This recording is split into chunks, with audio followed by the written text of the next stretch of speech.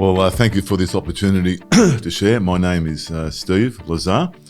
My wife and I are directors of the Iris base in Zimpeto, which is one of the original bases that Heidi and Roland started.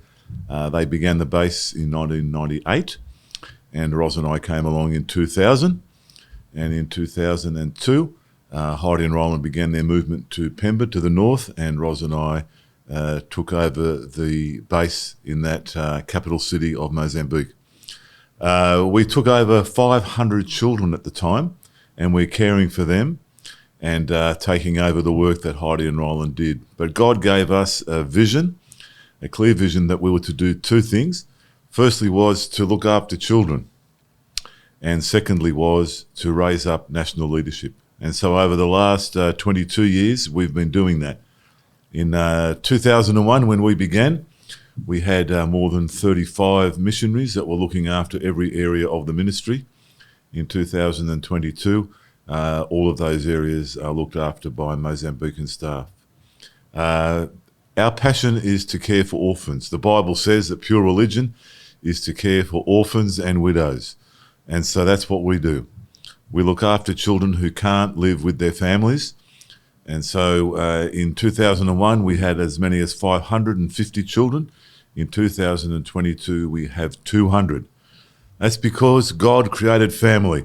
And so we spend a huge amount of our time getting children back together with their families, and we support them in their houses by giving them places in our school, helping them with food, building them houses, and showing them the love of Jesus. We have a school on our base, an educational school, because we believe one of the ways for children to get ahead is to be educated. It's a school that's run by Iris, our director, and most of our teachers are Christians. We run the Mozambican curriculum. We have 800 children in the morning studying primary school, and the same number in the afternoon who are studying secondary school education.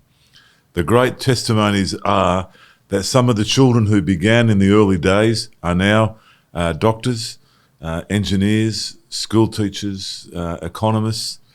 The Bible says that he's lifting the poor out of the dust to sit with kings and princes. And we have witnessed that. It's children who have grown up with us, came in very hopeless situations, perhaps with no education, perhaps from an abusive background, perhaps very sick, and they are now qualified at university.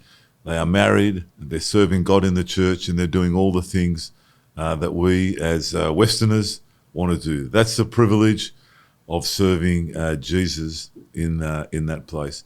Let me share one testimony, and that's about a young man who grew up with us. His name is Araúj. Araúj came to us with his two brothers when he was 10, had never been to school, very quickly took to education, and accelerated through the years and finished up one of the top students at the end of grade 12. He was taken on by a German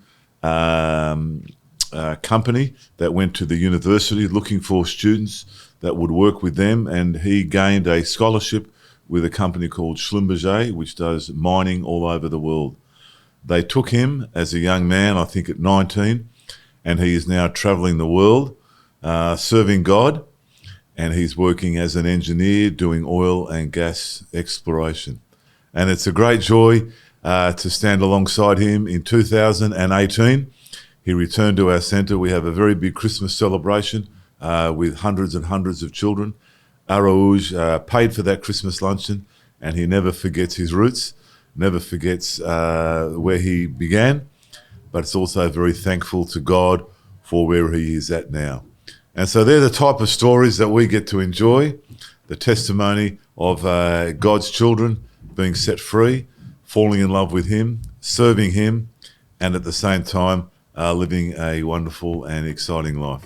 So that's just one testimony, and we have thousands, but we just want to give thanks to God for the opportunity to serve him in Mozambique these last 22 years.